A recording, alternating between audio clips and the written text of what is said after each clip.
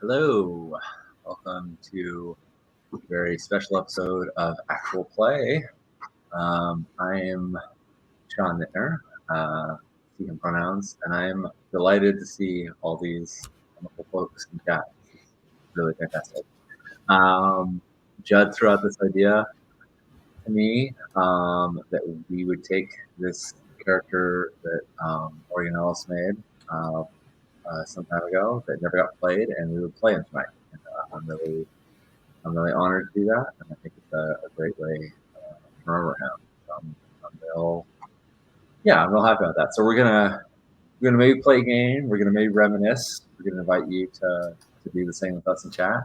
And Judd, how's up with you right now? I'm happy to be here with you. I'm sad. I'm all over the place. This is a really weird game situation, and we also made it. But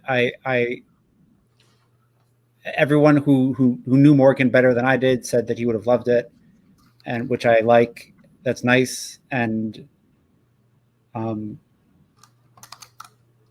yeah, it was the first thing I thought of when I found out he was gone, was that, oh shit, we're never going to be able to play this character. And we had riffed so easily about it. So yeah, I don't know. I'm nervous and weird. Yeah. I'm nervous too. How am I? I'm strange, man. It's nice to see so many familiar names and faces in italics or something in chat, which makes me feel really supported, and it's nice to just see kind of the community come together. I think that's a testament to Morgan. I've never seen so many different people have similar stories from all over our hobby, which is really nice. Yeah. It was really, I was talking to Alex, who's in chat right now, about this a little bit ago, and I felt like the sense of Morgan, because he touched so many people, it felt like it was a very communal experience, rather than one that was centered on anyone in particular. And I mean, of course, our condolences really go to Morgan's family and to all of his loved ones, absolutely. But I feel like so many people had such personal relationships with Morgan that it was sort of our opportunity to talk about him and grieve for him and honor him without feeling the need to focus on anyone in particular's grieving, that we could do it communally, which felt really powerful to me. I've been to I've had experiences where it feels like it's more like it's all about giving support to one family or to one group of people, and I felt like just the outpouring on the internet was just this like very communal, very loving, very like shared support of each other and loving memory of him. I'm happy to be any part of that. Nice. We were talking about memories of Morgan before we hit the button and music started playing in our ear and the countdown started. And my main interaction with him, I mean, I think we ran kind of across each other at cons. But as I wrote earlier, I don't think we ever got to like share that meal and that's usually like a Rubicon moment for me with online acquaintances to friends, but I still felt a real warmth. And when I would put creative stuff out there, he was so supportive that I was just flabbergasted, and I would always reach out to him privately and say, thank you so much for, supporting what I do. And he was, he always answered with kind of a shrug. And he was like, hey man, when my friends put out cool stuff, I want other people to see it, and you put out cool stuff. And Yeah, that was just, it was just, he made it so simple. He made supporting his friends and his friends' creative endeavors so like such a simple thing, when it often isn't. And it was just really refreshing and lovely. So yeah, that's, I felt like so many of us are always trying to like this is our community, but it's also our marketplace. You know, we're also like shilling something, whether it's, you know, whatever it is we're making. And yeah, I just, and I know this is repeating what we talked about earlier, but I love that Morgan wasn't. I can never recall a time when Morgan was trying to like grab that spotlight, when he was trying to like to shell his thing. He was so enthusiastic and so evangelical about gaming, but he was just like, you made a cool thing. I want to celebrate it. I want to hype you up. I want to encourage you to play it. And I want, you know, to the point of, you made a game. Sure. I'll run it, you know, which I think is probably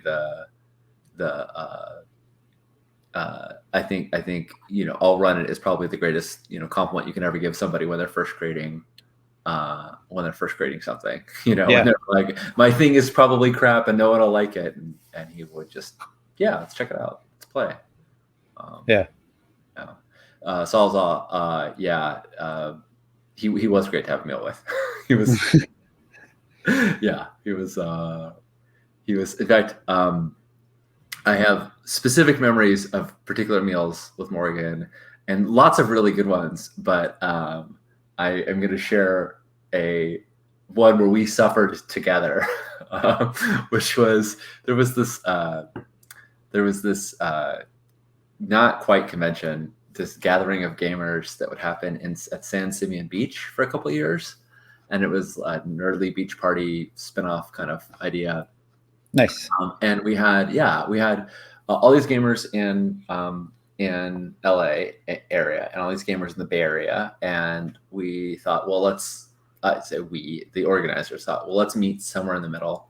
And that happened to be San Simeon Beach-ish. You know, that was kind of Paul was at the nerdly beach party that I was at. And oh my Lord, I remember being physically so miserable because it was either like mosquitoes or it was 1,000,000 degrees or it was freezing or it was dark or it was windy. There was just like always some inclement weather. And I feel like Paul was there, cooking a literal mountain of bacon, just so much for hours and hours and hours. And everyone else I felt like was so like, yeah, let's like rough and tumble it. And Morgan was the only one who was like, no, I hate this as well. I'm going to sleep in my car. And I cannot deal with this inclement weather. And I felt very seen in that moment because we were sleeping. We pulled the seats out of the back of the van, and we're sleeping on a mattress on the back of the van, and just trying to stay comfy. And he was doing the same in his I think it was his PT Cruiser. Did he have a PT Cruiser? I forget what kind of car he had, but I remember. Yeah, he was like, "Yep, I'm just sleeping in this too." Felt very same. He also introduced me to a fool's gold sandwich on that. A fool's gold sandwich is where you take a whole loaf of bread, you open it up, you dig out the innards, and then you fill it with peanut butter, jelly, and bacon. And that's no. It sounds awful, but it's so good. Awful. It is so good. It was so amazing. He and Hamish were both like, you got to try this. And it was like, that is disgusting. I will never try that. And then I took a bite and I was like, that is amazing. And I will never go back. And now I stand for Fool's Gold sandwiches.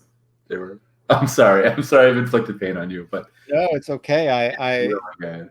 I love all of the things involved in that sandwich. I'm just not sure. Oh man, I don't know. Oh, that's a leap of faith. It was a leap of faith. It was one of those like, you want to try it? And I was like, all right, I'm adventurous. Sure, I'll give it a shot. And then, yeah. Oh, sugar. That is funny. But he had good taste. It was a pretty. If Morgan was like, "This is a good place to eat," it was a pretty darn good bet. I followed him around a lot, actually, at Origins. I remember. Somebody has to tell us what the Magnum is. I don't know what the Magnum is, and everyone's talking about the Magnum. So is that the car? Is that the car? Is that the sandwich? Someone tell us. Someone illuminate us. But I remember there was Origins, and there were like, it was the car. Okay, it wasn't the Cruiser. It was the Dodge Magnum. Okay, sorry. Thank you. Looks like a pimped out hearse. Yeah, I knew there was something hearse. Yes. Yeah. No offense. No offense taken. Yeah, the Magnum. But I remember the problem with cons, the problem with eating at cons, I was fine, is that you find like your 3 friends that are there and you're like, yeah, let's go grab a bite. And then you see 2 other people. You're like, oh yeah, you want to come? And they're like, oh yeah, I'd love to come with you, but can like my 2 friends come? And you're like, oh yeah, of course. And then their 2 friends are talking to 2 other people. And then they're like, oh, and by the time you know it, you have like 12 or 16 people. And it's like, right. It's a catastrophe, right? It's just like this, like, how are we going to do this? And I just remember worrying me like, I got this. Don't worry about it. And we went to this Italian restaurant. It was just like down the strip from the convention center. Like, it was not far. The theory of con meals. It's true. The theory has been tested. I don't know if it's proven, but it's definitely been tested. He led this group of 16 people. It had to be. And we got this Italian restaurant, and I swear it was like we knew like the secret code word, because all the tables were for like 2, 4 people, whatever. And then the host leads us all the way in the back. I'm like, where are we going? We're going like to the secret. What's going on here? And it's all super narrow and cramped. And we get up. Go like up a flight, up like a half a flight of stairs, like through past the kitchen, down half a flight of stairs, and we get into another whole building that's attached but closed off, like the door is locked, and it's like their extra seating area for like big parties, and we just take the whole thing over. And nice. It's like, boom, we have this special space place catered for us, and you're just like, oh yeah, no problem, I got this. Yeah, it's very good to share meals with. Yeah, Andy said that's why you secretly text 3 of your friends and sneak away. Yeah. Jason Morningstar has the method. I think he's like, you, let's go, and then he just starts walking very fast. Yeah, I definitely. It's funny. The last person I had like a one-on-one meal with at a con was Jason Morningstar, and I think like we both walked out like right as a game session thing was about to start. And I was like, I'm not gaming. And he's like, no, me neither. And I was like, do you want to go eat? And he's like, yeah. And then, we just ran, we just like, that's definitely the way to do it. Yeah. Cause we know we want to see all of our friends, but also we want to eat in the next 3 hours. So it's that. Yeah. Love it. Love it. I love that he salvaged that moment. That's great. He saved it. I love you all, and I need to eat food. I'll be back later. Yes, Paul. That is a sentiment that I have either said or felt many times. Legit. Yeah, I think when he was in the care home for a while, there was an opportunity to send him letters and postcards and have them read to him. And I sent him. I was like, well, let's think about happy times. What's something that I hope would bring a smile to his face. And so I sent him this like list of like 6 games we played together, and I was like, oh my god, that Fate Core game with the Jedi and that Secret Invasion and like this Apocalypse World game that we played, and it was a postcard, so my space is limited, but I like listed these like 6, and I put it in the mail, and then as soon as I sent it, I was like, oh, and there's this other one. Oh yeah, and this other one too. And it was just I don't know. I want to go and chronicle all of not chronicle. I want to recall all the games. There's so many good ones. Yeah, with them. But yeah, speaking of Games of the War again, he was doing this a bunch last year. He was just making characters and like different systems, like Teenage Mutant Ninja Turtles. I'll just roll up a character. Right. It was very nostalgic because I was like, you know, and that was my third. I think that was my third system was TMNT. So yeah. Yeah, I played a mutant turkey, and yeah. Nice. Not a Wolverine, not a weasel, not one of the not one of the super broken animal types. Turkey. At that point, I was not system slick enough to really like figure out, you know, how to put everything together. And yeah, I just made a turkey with a big gun, and it was a very 13-year-old character. But yeah, I vividly remember when Morgan was like making characters on Twitter, and that's why we're here, right? Because he made a character, and he said something like, "Well, I guess, you know, he's a Marquis, so I guess he has ancestral land somewhere." And I said, you know, Ancestral Space Station has a nice ring to it, and we just like boom, we just went out. Yeah, and the moons of Leviathan were born, which is awesome. Yeah. It's I'm gonna pull up I'm just gonna read the tweet. It's a whole thread, but I'll just read the first one on the main thread. Yeah, read as much as you want. Traveler character creation. Here's my noble, not a degenerate dilettante, but a hardened house leader. Marquis A8A9CC, age 46, terms 6, credits 200,000, blade pistol, traveler's yacht ×2. You know, because people need a couple yachts. Blade 1, brawling 2, jack of all trades 2, leadership 1, liaison 1, pistol 1, class traveler, and yeah, and then he keeps going and talks about the I'll link it in chat, but he keeps going and talking about this character they rolled up, and yeah, it's a good character. Like I was like, when Judd pitched it, I was like, yes, I want to do this because Morgan made it, but also like I'm down with that. Yeah. Cool. Do we want to answer some questions and make up this ancestral space station? Do we want to? Let's make a space station together. Awesome. 2 yachts is a nickname. I wouldn't have let him escape. Nice. Cool. So I made a thing.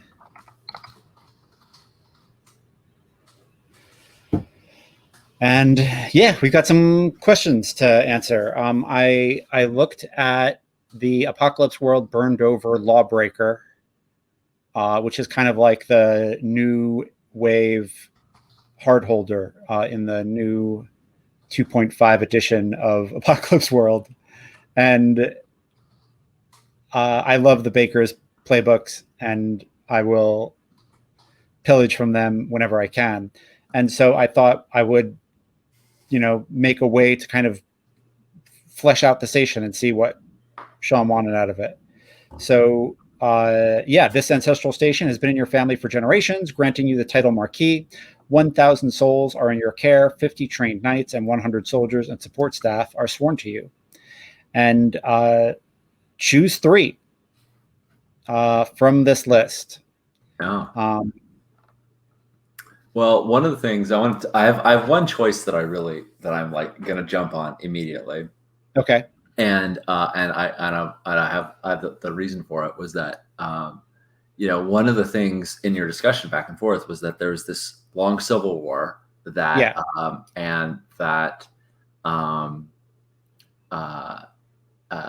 there's long civil war, and at the end of it, at the successful end of it, if you can call any kind of success of any civil war, but at the end of it, this Marquis took back his ancestral space station, and is basically holding it in preparation for the Scion to sort of return, the imprisoned Scion to return and take it over. And I feel like there's yes, there's it was part of the family, so we wanted it, but I feel like there's also got to be this like, well, it's special. It's a space station unlike any others, and that's why it just could not be lost. So I'm going to choose the recharging bay for a legendary true sword, because nice. I have no idea what that means, but we'll figure it out. And it just seems to me like that's the thing that screams, you can't just make another one of these. Right. Yeah. You cannot. The technology has been lost. It is the stained glass of modern sword, modern networked sword smithing. Yes. You can't make another one. Absolutely. Cool. Yeah. So I'm taking that one. Lots of glowing crystals. Yes, Jerry, 100%. And also, hi, Jerry. Nice to see you. And John and Sean and all the folks hanging out here. Yeah, you want to pick one? This is our game. Yeah. I am gonna say, we should have an engineering cathedral with an ancient reliquary. Whoop. Can I? Yes, I can. Great. Thank you for marking. Yeah, no problem. And what's your third one? This feels very like I love the idea that this is a space station that is ancient. Like this it's got a Warhammer 40K vibe. I'm also reading Gideon the Ninth right now, which has this nice super futuristic, so far 10,000 years in the future that space stations can be ancient. So I've got that.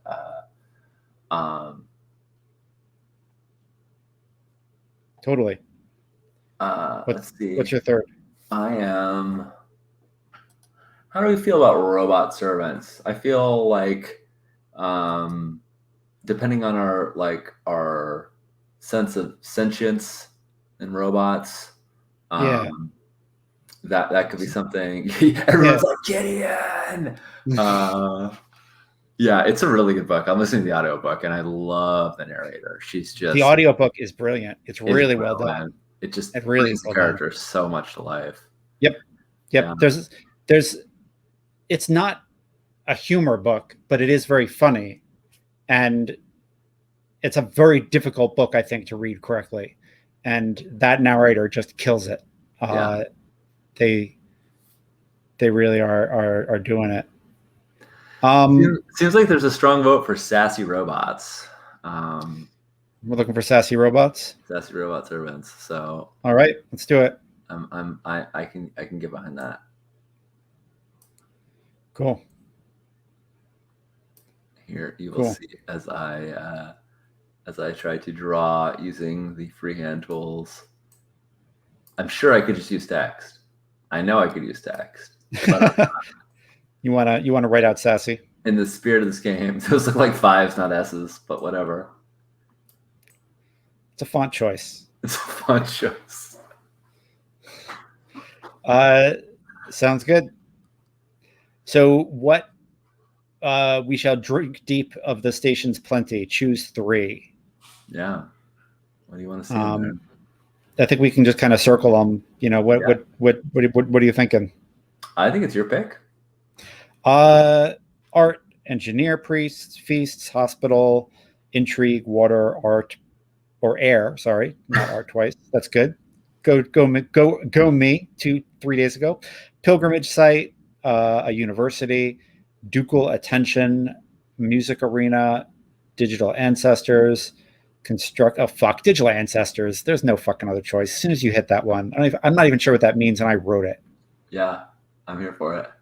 I am all about it. Digital ancestors it is.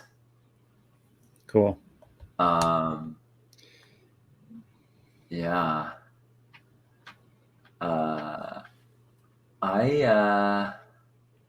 Smart laws, legal training protocol. How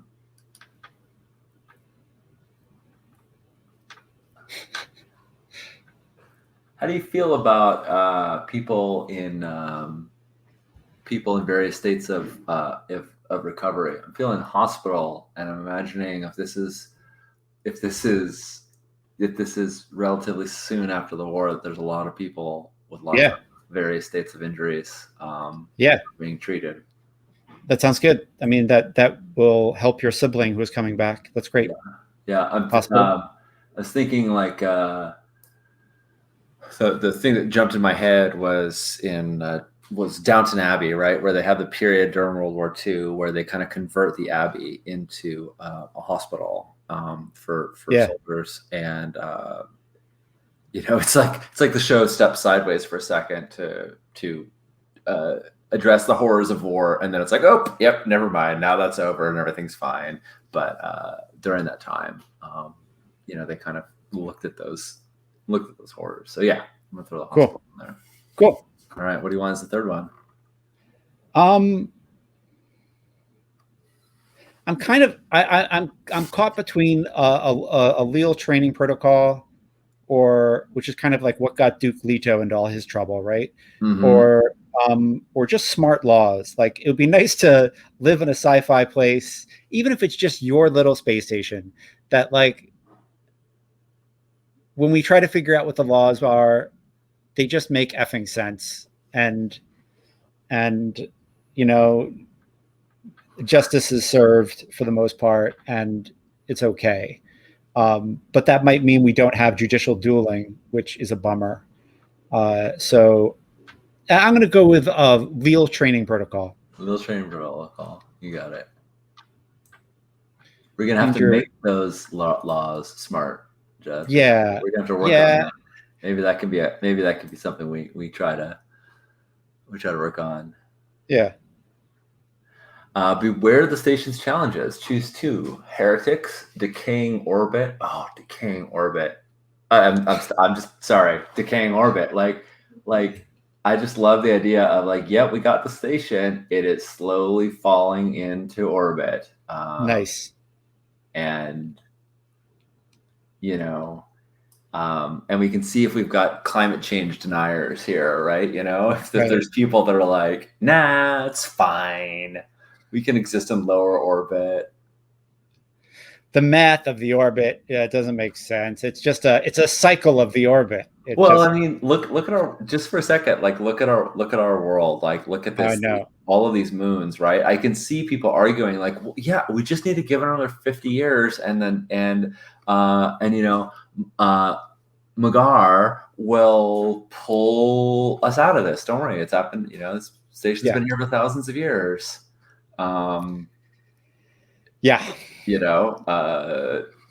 Exactly. I could totally see the argument being made that we're all getting fussed about nothing, while parts of the station are getting torn apart by a grav well.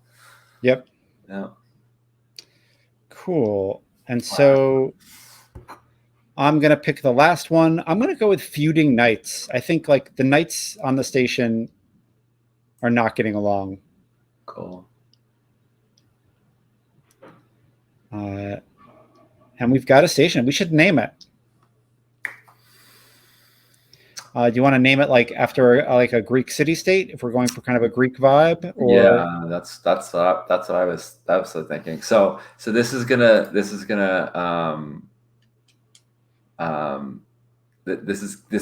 may sit weird for you, and feel free to reject this, but I'm about to say the same thing. We are thinking the exact same thing. We can say it at the same time if you want to.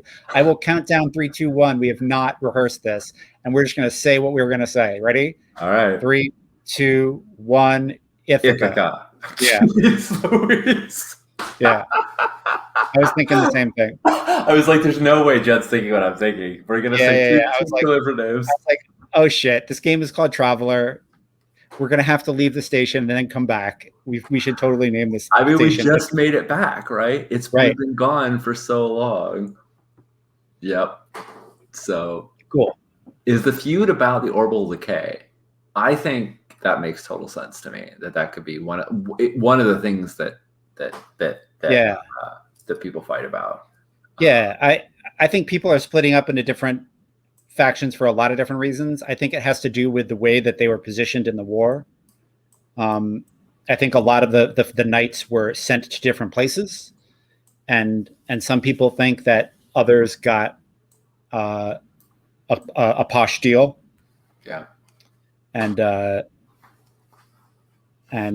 other folks, think that some families didn't come to their aid when they should have. And I also feel like fundamentally, this station probably got damaged during the war, which could be part of why it's in orbital decay.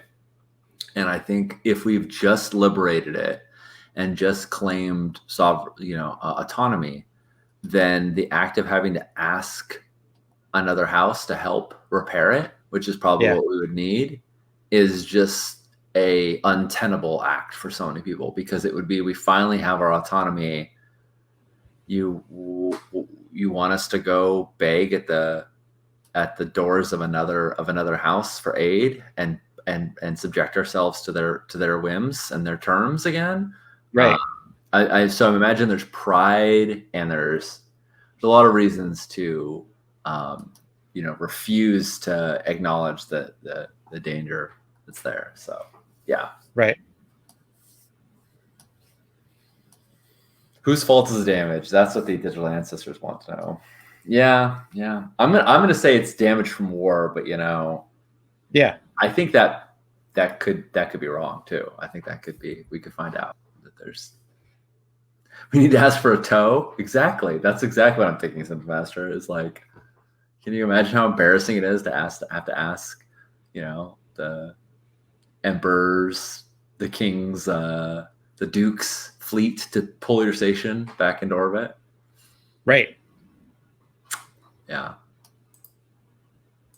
Cool. Maybe our 2 yachts will come into play here. Let's see. Cool. All right. Who are you playing, sir? Oh, I'm going to play the Marquis Alexandros, Protector of the Fifth Phalanx, House of the Shining Serpent. Also goes by Alexi. Also goes by Lex the Lawless. Okay. For his tactics in the last battle that some people thought were some people weren't happy about. Nice. So one of his nicknames is Alexandros the Lawless? One of his nicknames is Lex the Lawless. Oh, wow. Alexandros is shortened to Alexi, and Alexi is shortened to Lex. And yes. Awesome. Yeah. So I just want to comment on something I did, because it looks passive-aggressive, but it is not. Ithaca was spelled wrong, so I respelled it, and then if you want to go the Greek way, we would have a K and not a C.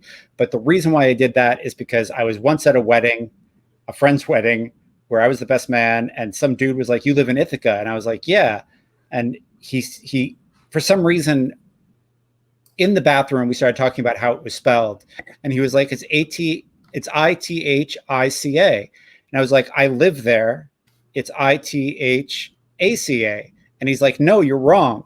And I was like, "I've lived there for 5 years." And he's like, "Yeah, but it's Ithica." So, and I was like, I'm going to get in a fight at my friend's wedding in the bathroom. Like, this is what's going to happen. This is my fate here. Uh-huh. And I walked away, but clearly 28 years later, I'm still angry about it, and I could not let it just sit there. So here we are, and I corrected your spelling in public and didn't say anything, because I could not let it sit. And so I just wanted to make clear that it wasn't passive aggressive. It was just vaguely aggressive. No, it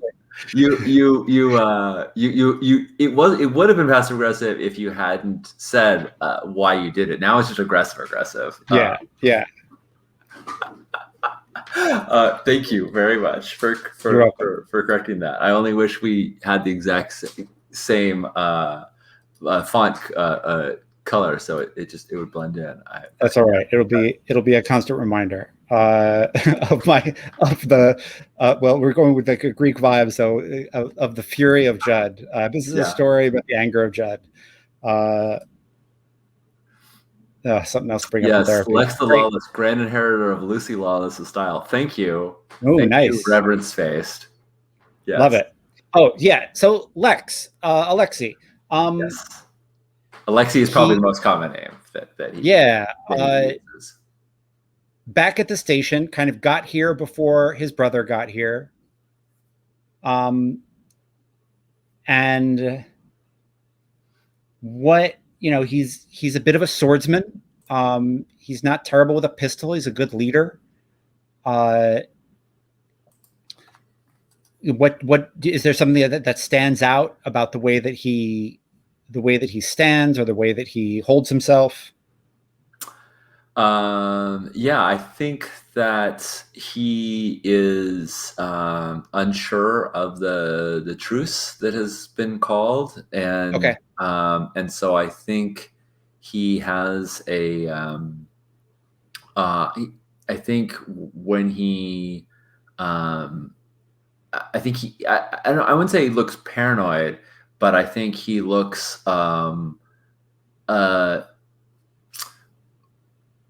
like he's not ready to like unclinch. Like he's not like scanning all the corners like where's an assassin, but he's just like bracing for the bad news that more fighting has broken out. He doesn't feel like personally in danger. He feels like the house like this can't be real yet. It hasn't sunk in for him yet, and so he's just kind of like always like waiting for the shoe to drop, and he has that kind of like pensive, stiff look of someone who is like just like if you told them like, oh, by the way, there was an earthquake and a building collapsed and people died, it would not shock him. He would just like, of course, like not that that's okay or not something we should address or take care of, but and I think to that end, I think like he's kind of like in a way he's not really ready to let go, and so I think he spends a lot of time in the hospital because that's where there's still like the artifice or not the artifice, the residual effect of the war is like soldiers he served with that are wounded, and although he doesn't have any like nursing skills, he does have administrative skills, and so he's like he's just not quite ready to let go, and I think you see that in his brow. Cool. So I have a question about Alexi. So you're allowed to have guns, but ammunition is the purview of the church, and so when the war began, at some point the church like released ammo into the care of the nobles perpetrating the war because it had been deemed a just war. And now there's a lot of ammo out there, but you're not really like, I think gun crime is taken very seriously. Right? It's like sword crime, whatever, like pulling a pistol is an act of war, and holy war, right? Like it should be sanctioned by the church. So my question is, does Alexi have like a couple bullets that he hasn't turned in yet? Oh, 100%. 100%. Yeah.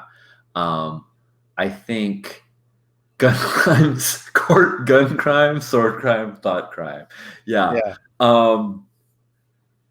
I think, he absolutely has skeletons in his closet, and there is, there are like guns that are sort of on display with no ammunition in them, and they've all been like polished and meant to be effectively museum pieces, but absolutely I think even like because he's like never sure where he's going to be from time to time, like I think he even carries them on him, which is probably dangerous, but in a fine felt little bag, right? He's got 3 bullets nice that he just isn't ready to let go of. Yeah. Cool. And we should talk about a couple other things. I want to talk about what like your spacesuit looks like when you go to battle. I want to talk about what swords and knives look like, because that's super important. Yeah. But before we get to that, I think we should talk about your ships, because you read what Morgan wrote about how ships, how his 2 yachts, and what you made, I think is super, super cool, and I think we should put that out there. So what are you thinking? Nice. Yeah. Thank you. I'm glad you liked it. So I'll start with reading the inspiration. Let me get down to it real quick. You asked him, what are the names of the yachts? And he said, I think that's very much based on your house. Each has their own naming convention, types of wind and weather, names of revered ancestors, different mythological creatures. And that's kind of what got us spinning on this Greek this Greek storyline naming convention. And so I made 2, and they're clearly of different origins. I wanted to reflect this idea that these yachts came from different places. One of them is in the named after a mythological creature, and it's tied to these 3 houses that were allied. And it's the big guns ship. It's the like, this means business. This is official action ship. And then another one, which was a planetary, like local, like house ship. So the first one is the Chimera. It's home to the lords of the ruling houses of lion, snake, and goat. 3 hulls bound by gravitic tethers and driven by neutrino propulsion. Creates an antimatter field just in front of the ship, which pulls the ship into it, leaving behind a corona of fire as antimatter and matter collide just after it passes, which looks like a flaming comet as it goes. And the second ship is called Storm Surge, a Mark IV terrestrial class planet skipper designed for both opulence and redundancy. Full of fail-safes, the Storm Surge can go for a month without docking in port, or even longer if the nebula sails are used to gather star matter. Cool. Those were my 2 ships. Love it. Love it. I read that and I was like, yeah, that's what this is about. Nice. Also, yeah, I mean the nebula sails, spaceships with sails are amazing. And yeah, I just rewatched, Jonaki's been rewatching, so I kind of like catch it through osmosis. The episode of DS9 where Cisco and his son like try to recreate a Bajoran space journey, and the ship has sails. So anyway, awesome stuff. It's really, really cool. Love it. And so, yeah, I mean, I picture the spacesuits that you wear in battle, right? Because there's there's not that much ammo, right? So it ends up getting pretty close pretty fast. Mm-hmm. So it probably looks like a cool cross between the kind of blue collar alien, Aliens franchise spacesuits, but then mixed with like a very ornate kind of Baroque medieval thing going on.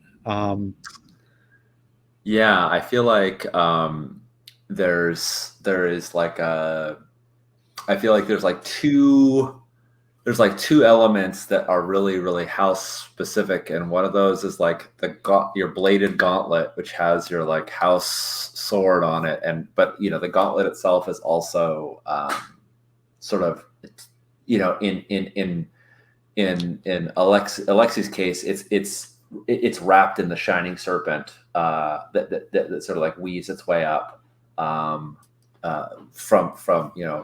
the forearm all the way up to the blade, to the grip, and other houses have similar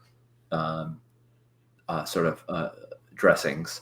And then I think the other thing that is kind of signature to the house is your jetpack, your jet propulsion. What you use to sort of move around, whether it's magnetic.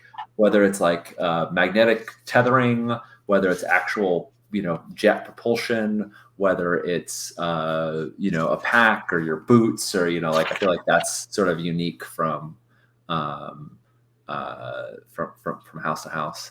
And I think keeping with like the serpent, idea of ensnaring and tethering, that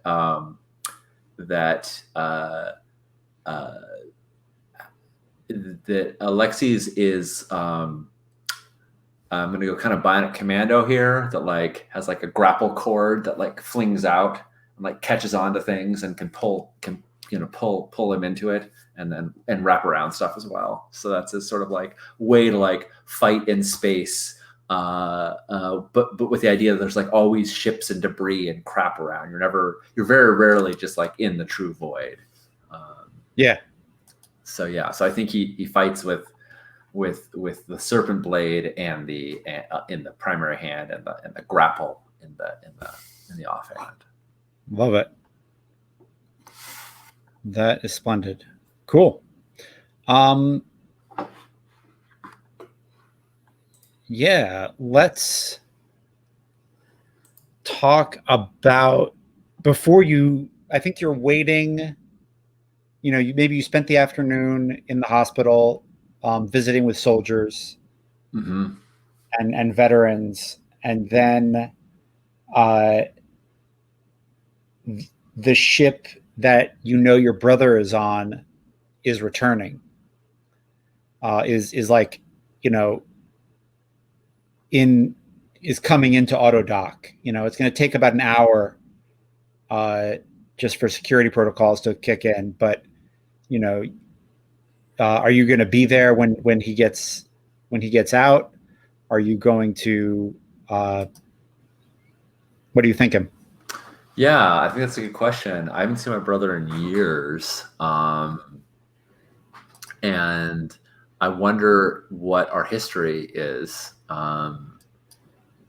We've established that, he was a hostage, that he is the scion, but I don't think we know how we feel about one another.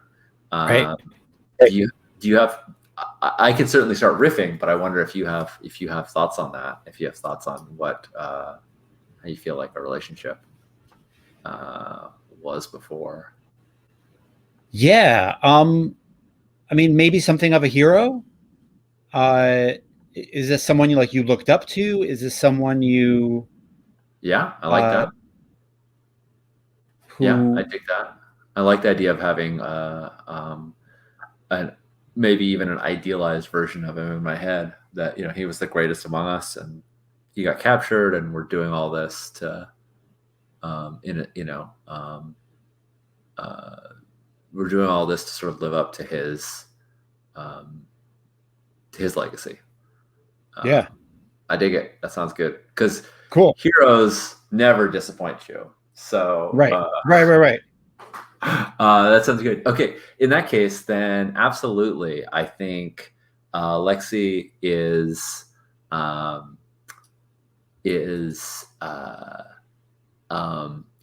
sort of prepare the station with a full ceremonial,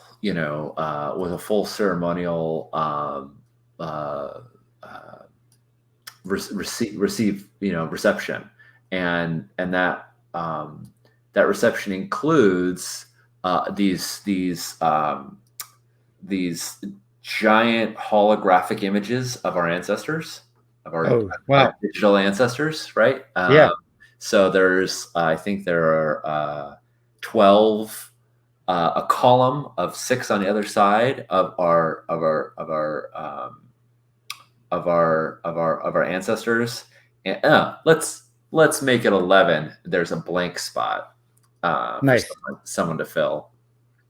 And the heroes of our past, they all flitter, like you can, like when the camera first looks at them, they look like statues, and then you kind of like see them a little bit, and you can tell that they're holograms, and they're 20 feet tall, these monstrous holographic images of our ancestors. Yeah.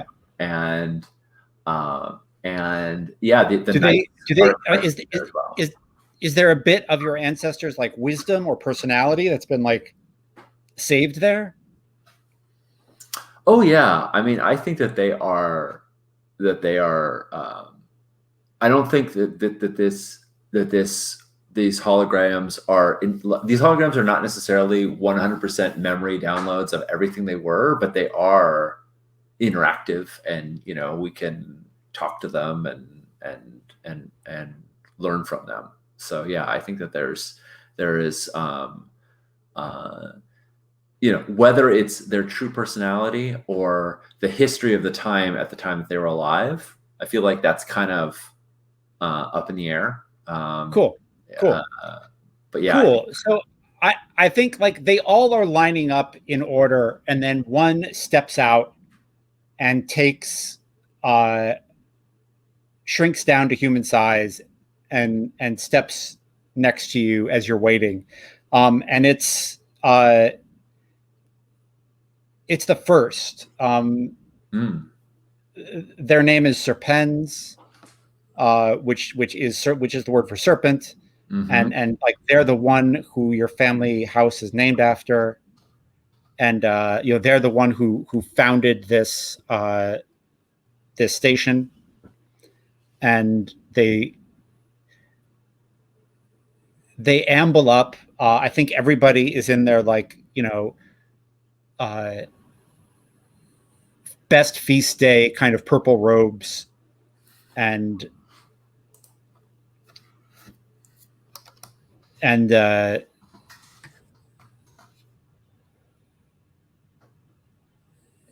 yeah, Serpent says, "How do you feel about your brother returning?" I think I say I kind of look back at the 12th pedestal that is empty, and I say I'm relieved that the leader of the house will finally be in his home again. I do not begrudge the fight for our home, but I wasn't fit to. But I've never been fit to rule it, and I'm ready to release these. I'm ready to release that burden. Are you? We were all wondering. Are you? Which I think is kind of funny that like they all get together and talk, right? Yeah, sure. They all talk in their hollow space. Yeah. Are you going to stay and help your brother settle in, or are you going to travel? And I think like it's clear that Alexi has thought about this, but has yet come to the decision on that. Yeah. And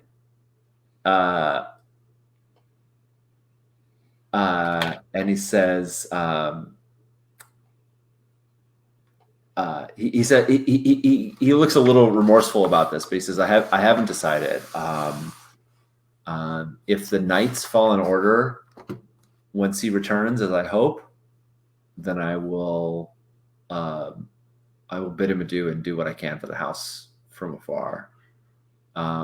If they fail to fall to attention, and I kind of like looking around because I'm sure there's a bunch of knights here that are also if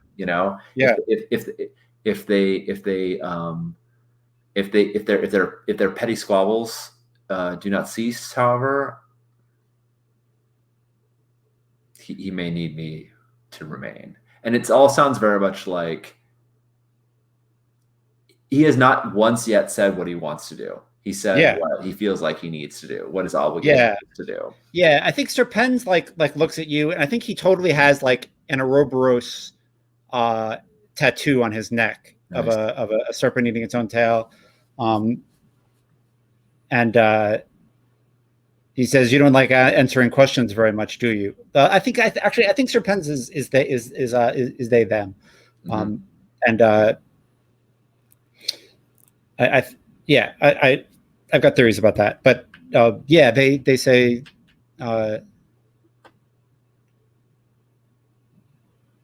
You don't like answering questions, do you? Yeah, you don't like answering questions very much, do you?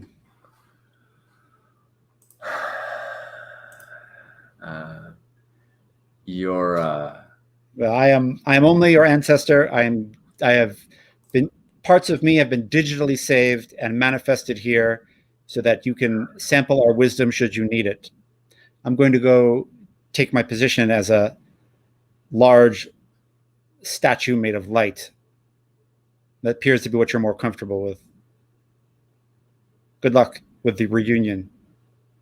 Yeah. And like the way he says it, it's just dripping like this is not going to go well, right? Like he has seen this shit before and he knows things and you're not asking and you're not partaking in his wisdom, and so fuck you, I'm going to go be a statue.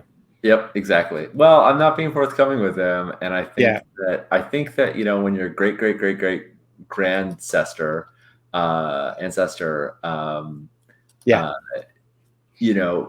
asks you what you're going to do with the rest of your life.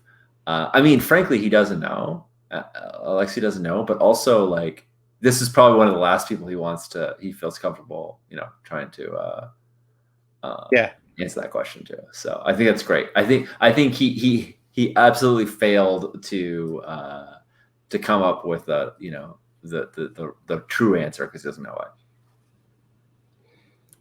Cool. Cue Clippy. It seems like you're trying to be diplomatic. Would you like help with that? Cool. And I think the media is here too, right? And they're at a distance. They're beyond some ropes, but they are like yelling questions.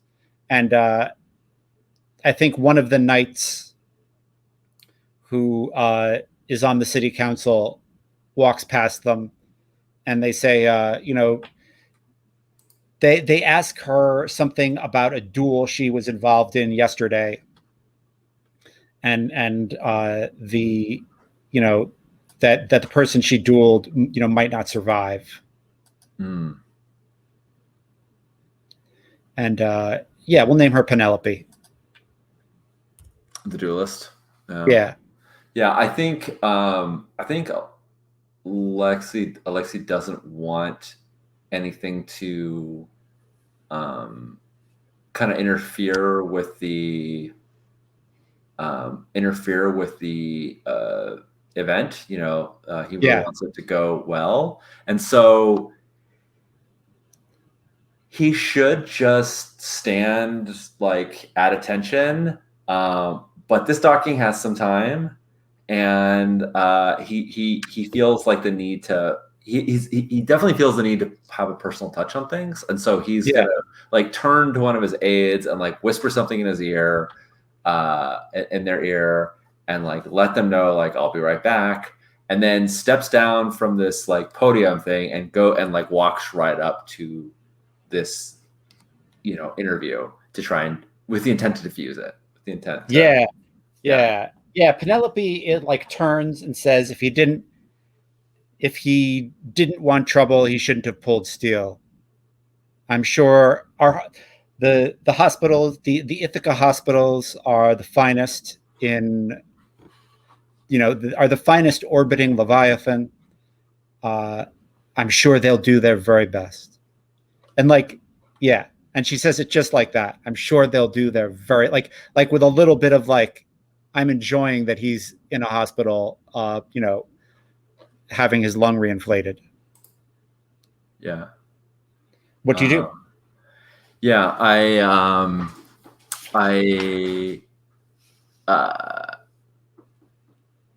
I'm pulling a name.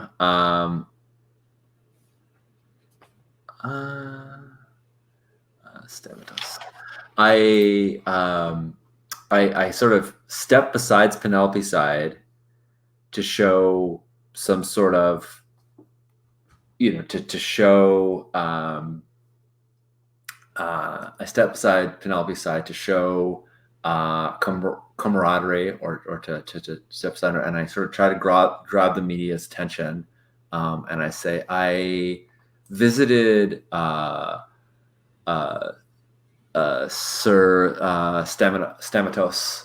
I visited Stamatos this morning in the in the ward, and he is receiving the best care. He's receiving the best care. I have high hopes for him. Shouldn't we turn our attention to the reception of our scion? Don't you want the opportunity to get the first to be able to ask our returning scion how they have fared in all this time? And I'm trying to essentially offer to this reporter, like, I'll get you to the front of the line of the other reporters. I'll bring you up, the front of the line if you let this particular question die and you focus your attention on my returning brother. Cool. So you have a skill called liaison. Yeah. I had trouble finding it in the book, but I'm going to just posit what I think it does. Why don't you roll a 2d6 and add that 1 to it, and then we'll see what we get. Sounds good. I got a 9. Cool. Read the room, Moobot. Yeah, I think like they offer if you hadn't have offered them something, they might not have gone along with you, right? They might have just literally ignored you and kept doing the interview. Yeah. But you offered them something. And so I think they walk past the line. One of the guards looks to you like, are we letting this person pass out of the press area? Mm-hmm. And if you give your nod, I think I get them just to the point where they're about to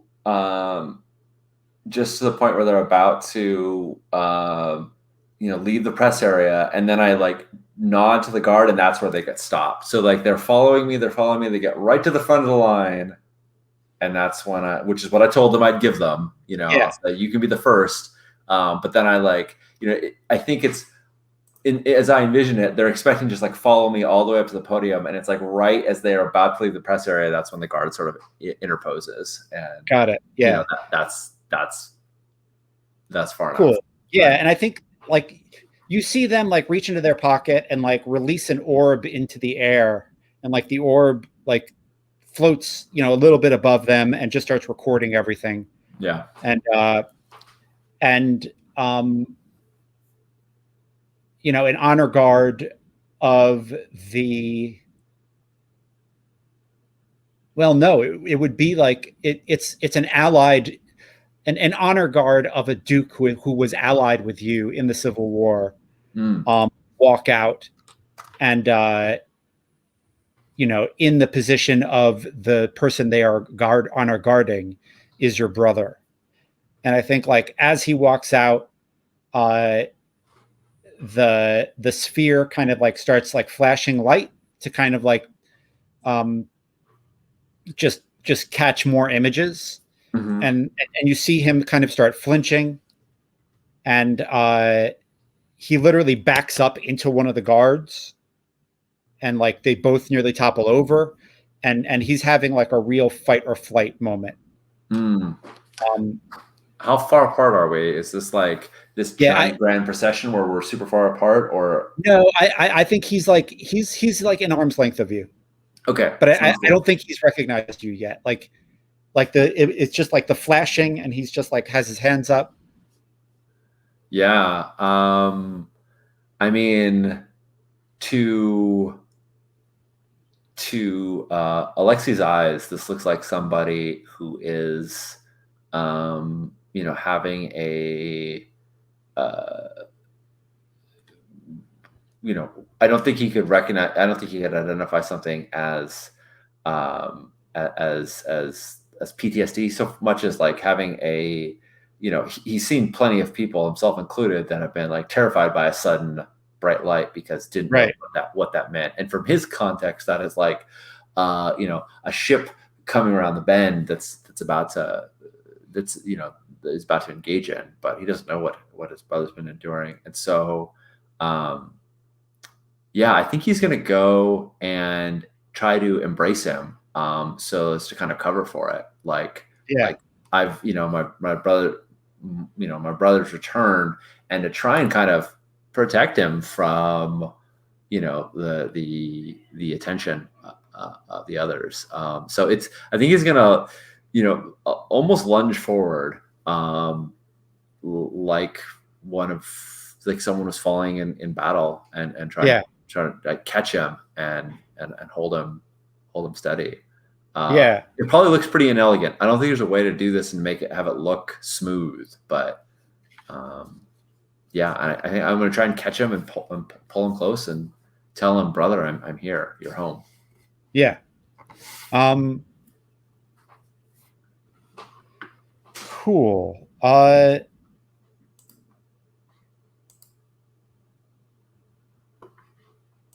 I think I kind of want to. I want to roll. I want to see how well this works out. Yeah. Do you have any skills that you think are applicable? I think there's two that could be applicable. Okay. One of them is brawling. If this is lunging and grabbing somebody, right. I mean, obviously, I'm not trying to hurt him, but right. that might be applicable. And then I don't know what Jack of all trades does. I mean, right. It sounds very flexible, but I don't know. I think Jack of all trades works better than brawling. I have an idea of how it works. Roll and add 2, and I'll tell you what happens.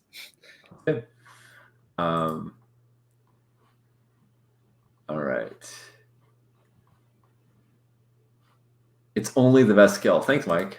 Let's do it. Let's do this. 10. Thank you. Cool. Yeah, I think like you've been watching hospital staff like help people for months now, or for like, let's say weeks. And I think you like take in. Does that make sense to you? I don't want to tell you how you do it, but does that like? No, I'm totally down for you to. Yeah. Cool. And yeah, I think he like puts his like hand on your shoulder and he says, Lexi? And do we have any other siblings? Do you have any other? You do.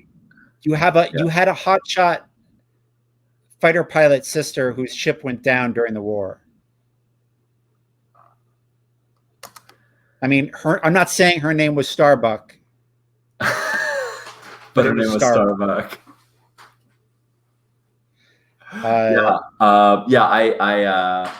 I pull him close and I say, "Were you expecting Astara?"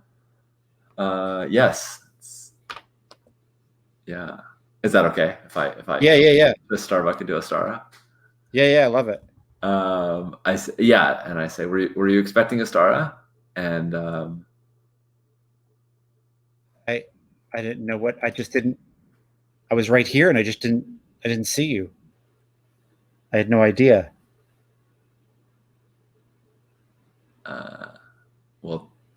Don't. He says, "Well, don't fret.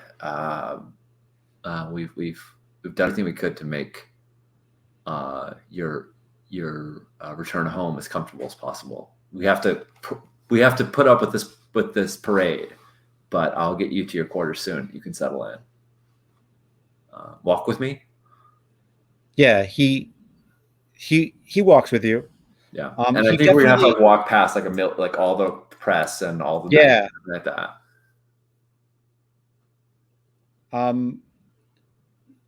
Yeah, and I think we're holding hands, which I think is which is like the standard kind of.